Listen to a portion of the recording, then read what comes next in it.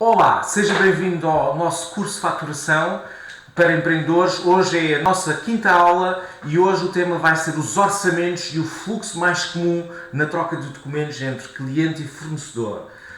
No fundo, aquilo que vamos falar hoje vamos fazer uma distinção do que são orçamentos, notas de honorários, faturas pro forma e vamos explicar o que é isto num orçamento e para que é que serve. E depois, na segunda parte da aula, vamos então falar sobre o que é o fluxo mais comum na troca de documentos entre cliente e fornecedor. Este fluxo é particularmente importante porque se percebermos exatamente quais são os passos que ocorrem entre o cliente e o fornecedor, conseguimos nos precaver mais sobre os problemas que podem surgir e estaremos melhor preparados para resolver quando surgem problemas à séria. Portanto, hoje vamos então já saltar para os orçamentos. E o que é que são orçamentos? Orçamentos é um documento que nós emitimos quando queremos fazer uma proposta de serviços ou de um produto que estejamos a vender. No fundo, quando um cliente nos pede para fazer uma proposta ou um orçamento, aquilo que nós temos que emitir é este documento, é o orçamento. Portanto, o orçamento é um documento que até tem os mesmos dados que uma fatura, se formos a ver bem, tem os dados do cliente, portanto, o nome do cliente, onde é que o cliente está, pode-se pôr o logotipo do cliente, tem as datas da emissão do orçamento, a data de validade do orçamento, tem os itens que nós vamos vender, nomeadamente se for um serviço, se for um artigo, se for um produto, tem as condições de pagamento, nomeadamente quando é que vamos pagar, quando é que vamos faturar e quanto é que vamos faturar e quanto é que é DIVA. Tem normalmente observações que incluem quando é que o projeto vai ser entregue e em que fases é que vamos entregar o projeto e o que é que vamos realizar. Portanto, um orçamento, no fundo, é um documento que, se eu quiser propor um serviço ou uma venda para um cliente de 1000 euros, eu poderia simplesmente emitir um orçamento de 1000 euros mais IVA e colocar lá os dados do que é que estou a vender. Muito bem, mas se pensarmos um bocado, com certeza no seu negócio já fez imensas propostas para clientes e não está a reconhecer bem este formato. A verdade é que um PowerPoint ou um PDF ou algo que seja mais elaborado só tem a ver a forma como apresentamos o orçamento, se pensar um bocado. Porque no fundo todo o contexto de informação está lá. Portanto, você não deixa de fazer um PowerPoint bonito, se puser lá o logotipo da empresa, se puser que é o destinatário para quem é o orçamento, se tiver várias páginas e se for um slide deck, portanto com vários slides, portanto a informação está lá toda. Tem um formato diferente, mas um orçamento tem aquela informação com certeza e pode ser feito de uma forma mais elaborada ou de uma forma mais simplista, como é o caso dos orçamentos do Invoice Express. No fundo, só tem a ver com a sofisticação do seu negócio e naturalmente que se for um negócio de marketing digital ou de design, vai querer ter um orçamento mais elaborado, mas se for uma loja de serviços que vende algo que é pouco elaborado do ponto de vista estético, não precisa ter algo tão elaborado. Muito bem, então, e qual é que é a diferença entre um orçamento e uma fatura pro forma? Bom, as diferenças são muito poucas e têm a ver simplesmente com o contexto. Isto do ponto de vista do empresário, do empreendedor. Qual é que é a diferença? O contexto tem a ver com, se eu for a uma loja, se for uma loja, por exemplo, de eletrodomésticos, e for pedir um orçamento para, para fins de incentivos financeiros ou para o que quer que seja, se quiser ficar com um registro de quanto é que custa um produto ou um dado de serviço, eu posso ir a uma loja de eletrodomésticos, pedir um orçamento e normalmente aquilo que me entregam é uma fatura pro forma. E a fatura pro forma, se formos a ver bem, tem exatamente os mesmos dados que um orçamento, mas chama-se fatura pro forma. Portanto, no fundo, quem vende produtos emite faturas pro forma, quem vende serviços emite orçamentos. É a única distinção que descobri até hoje, não vi muito mais diferenças, francamente. E do ponto de vista do empreendedor, aquilo que eu tenho que entender é quando recebo uma fatura pro forma ou uma fatura ou um orçamento, eu sei que ambos são um orçamento e são uma proposta de serviços ou de produtos que me estão a tentar vender. Por último, as notas de honorário. As notas de honorário têm uma história engraçada. Eu descobri o que eram notas de honorário porque um dia precisei de ter serviços de advocacia e pedi um orçamento a um escritório de advogados. Na altura, aquilo que me entregaram foi uma nota de honorários e eu achei curioso porque estava a olhar para a nota de honorários e estava a ver, mas isto é um orçamento. Isto é exatamente aquilo que tem um orçamento, mas chama-se nota de honorários. E às tantas perguntei à advogada se era comum os advogados emitirem notas de honorários, ao que ela me disse que sim. Mais tarde fui investigar e percebi que algumas classes profissionais emitem notas de honorários, porque as notas de honorários, ao fim e ao cabo, é quando eu estou a vender, serviços à hora. E ao fim e ao cabo, quando estou a falar de médicos, de advogados, de arquitetos, é isso que acontece, é eu receber uma nota de honorários. Portanto, a grande diferença entre notas de honorários, faturas pro forma ou orçamentos tem a ver com o contexto a quem pedimos o quê. Portanto, se for a classes profissionais específicas, como médicos, advogados e arquitetos, que vendem horas, nós vamos receber notas de honorários. Se for um ateliê de design, um ateliê de software, algo como uma empresa de marketing digital ou de marketing normal, portanto eu vou receber um orçamento de um serviço normal. Se for uma empresa que vende eletrodomésticos ou produtos, eu vou receber uma fatura pro forma. E portanto as três diferenças têm a ver com o contexto e pouco mais do que isso. Muito bem, espero ter esclarecido esta dúvida. Era algo que no início, quando eu abri a empresa, fazia-me alguma confusão, porque às tantas estava a receber três coisas diferentes e não percebia a distinção. E hoje em dia, enquanto empreendedor, eu já sei que aquilo cabe tudo dentro da mesma caixinha mental, que é o orçamento. Vamos experimentar criar um orçamento ou uma fatura pro forma ou uma nota de honorários no Invoice Express? Vamos a isso. Vou fazer aqui uma pausa, vamos ao Invoice Express, vou fazer login, vou colocar novamente a minha password. Algo que eu ainda não disse até agora, que é relevante, é que eu tenho que colocar sempre a password porque estou em modo incógnito no Invoice Express, no Chrome, no Google Chrome. O modo incógnito não me permite guardar cookies, não me permite guardar a minha sessão e, portanto, sempre que eu volto aqui ao Invoice Express, ele pede-me para colocar a password. Numa utilização normal, eu entraria logo dentro do Invoice Express e não precisaria colocar a password, naturalmente. Ora bem, estamos no Invoice Express, vamos então criar um orçamento. Criar um orçamento é tão simples como ir ao tabuleiro de orçamentos ou clicar logo aqui diretamente em novo orçamento. Vamos ver que um novo orçamento vai ter exatamente os mesmos campos que uma fatura. Portanto, eu posso procurar por um cliente, neste caso vou usar o cliente que já criamos nas nossas últimas aulas, vou usar aqui a MedStance e vou portanto, criar um orçamento com a data de hoje, 26 de novembro. Vou dizer que o orçamento tem uma validade de 60 dias, que tem uma série, portanto vou emitir o orçamento na série A, que a moeda é o euro, que as observações, eu vou dizer que o pagamento, a aceitação deste orçamento pressupõe a emissão de uma nota de compra por e-mail para o e-mail accounting@invoiceexpress.pt. Isto é umas observações, podia ser outra coisa qualquer, no fundo é só para dar como exemplo. Vou dizer que não há motivos de realização de isenção de IVA porque os meus itens vão ter, portanto, IVA. Neste momento vou dizer que o orçamento é para um website, vou dizer que neste caso o orçamento é de 2.000 euros, é um orçamento. Se eu quisesse, poderia colocar aqui mais itens que eu tivesse a orçamentar, podia ser um valor de plafond de despesas, um valor de horas extra, o que fosse, poderia colocar cá, mas no fundo aquilo que eu quero exemplificar é que um orçamento tem exatamente os mesmos dados que uma fatura, posso guardar como rascunho na mesma, portanto a sequência de um orçamento ou de uma fatura no Invoice Express é idêntica, posso fazer download do PDF para ver o meu orçamento.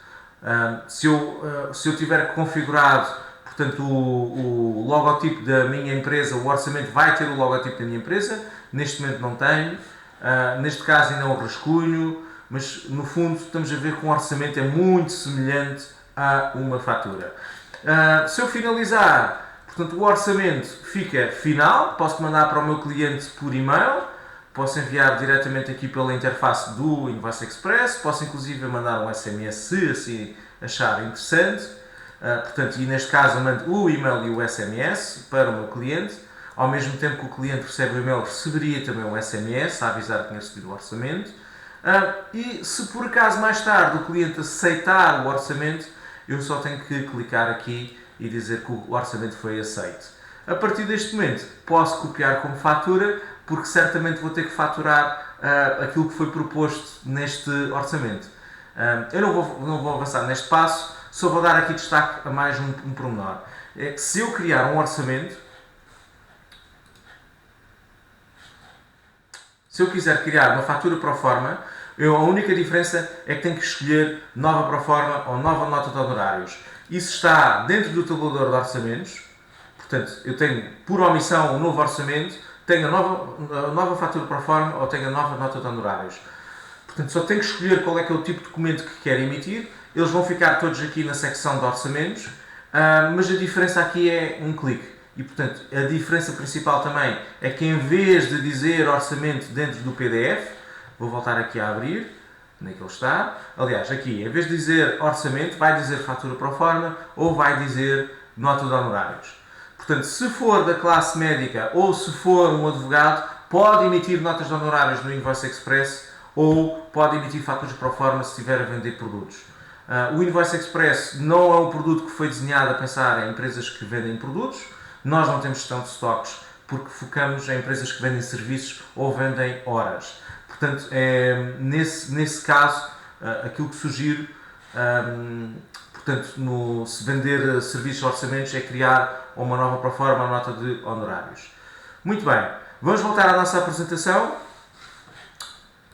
e vamos passar para a segunda parte da nossa aula, que é uma parte que parece que é simples, mas que pode salvar aqui de várias chatices. Eu vou contar aqui algumas histórias que me aconteceram comigo, no fundo, que é para também partilhar alguma dor que senti no início quando abri a empresa e porque não percebi este fluxo e não percebi o que é que estava aqui em causa. E normalmente vou aqui explicar ainda mais. Porque é que é importante conhecermos qual é que é o fluxo mais comum na troca de documentos? Porque se conhecermos qual é que é a troca mais comum entre cliente e fornecedor, conseguimos saber o que fazer e em que altura do processo é que estamos. E portanto, se eu quiser fazer cobranças, se quiser enviar faturas, se quiser mandar um orçamento, eu sei exatamente qual é que é a fase em que estou. Então, vamos contar aqui uma história. Era mesmo uma vez um fornecedor, portanto, vamos imaginar que era uma empresa de design e que, sei lá, vai a um cocktail de negócios daqueles que costumam acontecer de business networking, onde há muita troca de cartões e às tantas há um match perfeito entre um potencial cliente e um fornecedor e surge aquela maravilhosa troca de contactos e às tantas o cliente diz: olha, é mesmo isso que eu estou à procura, aquele serviço que você está a vender. E sabe que mais? Vou precisar de uma proposta para fazer este serviço. Na realidade, o cliente pede uma proposta ao fornecedor, sei lá, de design, para fazer o design de um logotipo, vamos imaginar, e aquilo que o fornecedor vai para casa fazer vai preparar a sua proposta. E vai preparar a sua proposta, portanto, porque recebeu do cliente um pedido de proposta, vai preparar a sua proposta, vai fazer o seu orçamento com as grandes imagens, com aquilo que eu chamo os pássaros e flores, portanto, com uma proposta muito visual, vai fazer o melhor preço possível, vai tentar preparar e detalhar aquilo que vai fazer para mostrar confiança no trabalho que tem e ao fim e ao cabo a seguir vai mandar o seu orçamento para o cliente. Do lado do cliente, o cliente vai receber o orçamento daquele fornecedor, mas guess what? Vamos lá ver se a gente adivinha o que é que aconteceu do lado do cliente. O cliente pediu o orçamento àquele fornecedor, mas se for esperto, provavelmente pediu o orçamento a mais 2 ou 3 fornecedores ao lado. E está neste momento a receber todos os orçamentos e está a ver qual é que é o orçamento que recebeu. Posso dizer que nesta fase o cliente tem que tomar uma decisão e escolher quem é o fornecedor com quem vai trabalhar. E adivinhem, é o nosso dia de sorte. Hoje é o dia em que o nosso orçamento vai ser adjudicado. E adivinhem, o cliente vai dizer que fomos nós que ganhamos o projeto e que vamos ser nós a fazer o negócio. E neste momento, o cliente, ao responder que adjudica o projeto, está a emitir aquilo a que se chama uma ordem de compra. E uma ordem de compra pode ser emitida de uma forma mais formal ou menos formal, como já vimos. Pode ser um telefonema, como pode ser um documento ao estilo de um orçamento que acabei de mostrar agora, mas no formato de ordem de compra, a dizer que adjudicou o projeto. Neste momento parem tudo, porque este é o momento de vitória. Portanto, o fornecedor acabou de ganhar um projeto, este é o momento alto do projeto, porque garanto-lhe que normalmente na indústria dos serviços, a partir de agora, é sempre a descer no que diz respeito à felicidade. Portanto, vá celebrar. Se gostar de beber um copo social, vai beber um copo. Este é o momento para celebrar porque ganhou o projeto. A partir daqui vai ter que entregar o projeto, vai ter que lidar com o cliente, vai ter que resolver todos os problemas que vão surgir com o projeto, vai ter que faturar, fazer cobranças e garanto-lhe que as dores de cabeça começam agora. Portanto, este é o momento certo para celebrar, é quando ganhou o projeto e no final, quando o projeto foi entregue com sucesso, certamente também é o momento, mas na minha opinião e na minha experiência, este é o momento certo para celebrar. De seguida, o que é que acontece? Portanto, o fornecedor começa a fazer o seu projeto, começa a desenvolver aquilo que o cliente pediu, começa a fazer o logotipo, faz várias amostras, manda para o cliente aprova e guess what? Chegou o momento em que vamos emitir a primeira fatura. Portanto, emitimos a fatura para aquele projeto e o passo que aqui está subjacente pode ser de uma ou várias faturas, consoante aquilo que se combinou no orçamento e na proposta que fizemos. De seguida, poderão haver acertos e cobranças de documentos, ou seja, o cliente pode dizer, mas tu faturaste-me a mais, ou faturaste-me a menos, ou é preciso faturar mais, e ao fim e ao cabo é preciso também cobrar que é para o cliente nos pagar. Se nós combinamos um pagamento a 30 dias, ou 60 dias, ou 90, ou pagamento a pronto pagamento, é importante o fornecedor cobrar e receber o seu pagamento, que é para ter fluxo de caixa. Este é um passo que é extremamente importante e posso-vos dizer que a última aula vai ser muito focado também nele, porque pode ser devido ao de morte para a sua empresa, é verdade. Eu depois vou-lhe contar mais sobre isso. Mas no fundo, o que está a acontecer aqui é que eu estou numa fase em que estou a cobrar documentos. No final, o cliente paga as faturas e o processo termina. Portanto, não há aqui mais nada, o processo termina neste momento, parece simples, é simples, nem sempre é fácil e gostava que refletisse aqui um pouco comigo. Será que isto é assim tão diferente das outras indústrias? Será que isto é apenas exclusivo da indústria dos serviços? Se pensarmos um pouco, vai ver que não é. Se formos a um restaurante, por exemplo, normalmente o cliente senta-se à mesa e faz um pedido de proposta. Olha, diga-me lá o que é que tem aqui para comer. E o fornecedor o que é que faz? Envia-lhe o menu, envia-lhe o seu orçamento, envia-lhe a sua proposta. Aí o que é que acontece? O cliente responde a dizer o que é que quer, diz que quer um bitoque com uma Coca-Cola e quer o couvert com o pão, e faz o seu pedido. O pedido nada mais é do que a emissão da ordem de compra. No final, pedimos a conta, pode haver acertos, portanto, pode ter sido cobrado coisas a mais ou coisas a menos, e ao fim e ao cabo há um pagamento. Se formos a pensar bem, praticamente todos os negócios têm este fluxo, esta sequência de interação entre cliente e fornecedor. São mais ou menos formais. E aquilo que eu vou dar destaque agora de seguida é que o terceiro passo que aqui está descrito, que é a emissão de ordem de compra, é particularmente importante quando estamos a falar de empresas de serviços. E porquê? Porquê que é importante a ordem de compra? Porque a ordem de compra é o documento que efetiva o pedido de compra de um cliente para um determinado orçamento. É a adjudicação. É aquilo que nos protege a nós legalmente de que o cliente está a pedir, a encomendar aquele produto ou serviço naquelas condições. E no que diz respeito a empresas de multinacionais, as mais formais emitem mesmo um documento, um PDF chamado ordem de compra, com um código lá dentro, e pedem-nos para emitir todas as faturas com aquela ordem de compra. É comum isto acontecer em grandes empresas, porque, pensa um bocado, se as grandes empresas trabalham com múltiplos fornecedores, centenas de milhares de fornecedores, eles próprios têm que ter um processo para a organização dos seus processos de compra e têm que enfiar aquilo tudo em arquivos. E, portanto, os arquivos nada mais são do que códigos de ordem de compra, que é para perceber o que é que já foi faturado e o que é que não foi. Porquê que eu estou a falar nisto? Bom, é crítico colocar o número de ordem de compra nas faturas. Caso contrário, o cliente comprador normalmente não aceita a fatura e atrasa o pagamento das faturas. E eu aqui vou ter que contar uma história, porque isto aconteceu logo na primeira fatura que emiti. E o que é que aconteceu? Obviamente eu não tinha esta informação, não fazia ideia como é que isto se processava, portanto não tinha um background de gestão, era empreendedor, primeira vez que era empreendedor, tinha 26 anos e fiz a primeira venda, recebi a primeira ordem de compra e emiti a minha primeira fatura.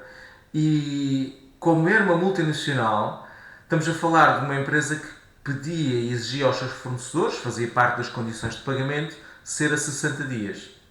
E então o que é que aconteceu? Eu cheguei ao final de, vamos imaginar, de março e emiti a fatura, portanto já tive com os custos de março, emiti a minha fatura.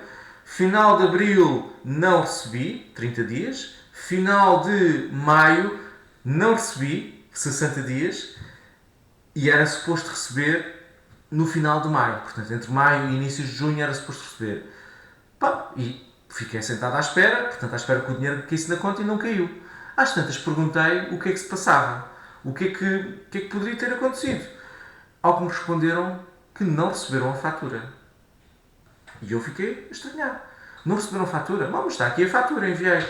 E depois recebi outra resposta imediatamente a seguir. Não, essa fatura não tem ordem de compra, portanto não podemos considerá-la. Então percebi imediatamente ali que eu, para faturar aquele cliente, precisava ter o código de ordem de compra na fatura. Adivinham o que é que aconteceu? O cliente só aceita a começar a contar os 60 dias de pagamento a partir do momento em que recebe a fatura. E isto é comum em praticamente todas as multinacionais. É uma forma que eles têm de controlar os dias de pagamento e assim que nós recebem a fatura, eles começam a contar o contador. Ora, naquele caso eu já tinha esperado 60 dias e tive que esperar outros 60 dias para receber o pagamento. Adivinham o que é que aconteceu? Nunca mais esqueci-me da ordem de compra. E por isso, porque eu não quero que passe pela mesma dor que eu passei. Se estiver a trabalhar com multinacionais e se estiver a vender serviços, é bem provável que esteja a trabalhar com uma empresa grande. Tenha sempre a atenção que deve colocar a ordem de compra. Se o seu cliente não exigir ou não emitir ordens de compra formais, não tem problema, mas se emitir, tenha atenção a este aspecto porque é crítico. É crítico no que diz respeito à cobrança. No meu caso, eu fiquei praticamente quase 6 meses sem receber daquele cliente. Depois, obviamente, regularizei e a partir desse momento comecei a receber tudo em ordem. Mas não deixei de sentir a mesma dor.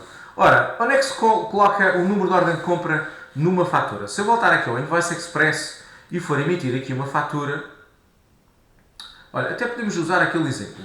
Vamos imaginar que a MedStantes emite-nos uma ordem de compra e eu agora vou copiar isto como fatura. Portanto, o orçamento foi aceito, eu recebi a ordem de compra e agora vou copiar isto como fatura. No fundo, o campo para eu colocar a ordem de compra chama-se vossa referência. E no fundo é a referência interna do cliente que eu vou colocar lá e que o cliente tem que ter lá. Vamos imaginar, é a referência 50 25 338. Vou guardar como rascunho e vamos ver o que é que o Invoice Express faz àquela referência. Vou fazer, pronto, para já vamos ver que está aqui, na vossa referência. Mas se eu fizer download do PDF, aquilo que vou ter é também um campo que chama-se vossa referência, que está bem identificado, que é para os clientes verem que está lá a ordem de compra do cliente.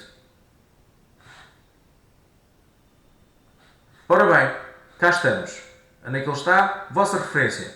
Está aqui um número. Se o cliente receber esta fatura, ele não vai ter como rejeitar esta fatura porque a ordem de compra está lá e começa a contar os 60 dias. E isto é particularmente crítico quando estamos a falar de empresas de serviços que prestam serviços a 30 ou 60 ou 90 dias e que a cobrança destes documentos é fundamental para a sobrevivência da empresa. Isso é algo que eu vou discutir na próxima aula, vou dar mesmo ênfase nisto, porque pode significar vida ou morte. Portanto, a próxima aula vai ser sobre dicas importantes para a gestão do dia-a-dia e vão ser dicas que eu partilhei com a minha experiência. Foi algo que aprendi durante o ciclo de vida agora, neste caso da Rupial, que já conta com 9 anos de vida, e coisas que aprendi, que erros que ia cometendo que poderiam ter sido um desastre. Portanto, a aula de hoje termina aqui, espero que tenha gostado e a próxima aula é já a seguir. Muito obrigado!